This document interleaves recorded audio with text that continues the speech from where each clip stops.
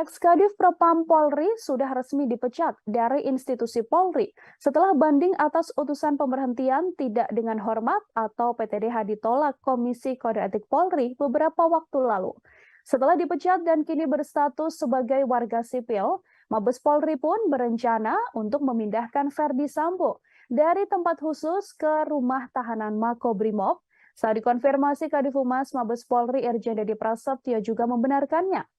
Dedi mengatakan bahwa saat ini Ferdi Sambo sudah menjadi warga sipil, maka kasus yang menjeratnya akan sama di mata hukum. Dalam perkara ini, Ferdi Sambo dikenakan pasal pembunuhan berencana terhadap ajudannya, yakni Brigadir Yosua. Irjen Ferdi Sambo belakangan dilaporkan akan menggugat Polri ke Pengadilan Tata Usaha Negara atau PT-UN. Hal ini menyusul sidang Komisi Kode Etik yang memutuskan menolak permohonan bandingnya terkait pemecatan dirinya dari kepolisian. Sidang etik banding Polri menyatakan menolak permohonan banding Ferdi Sambo. Dengan putusan itu, Ferdi Sambo resmi dipecat dari Polri.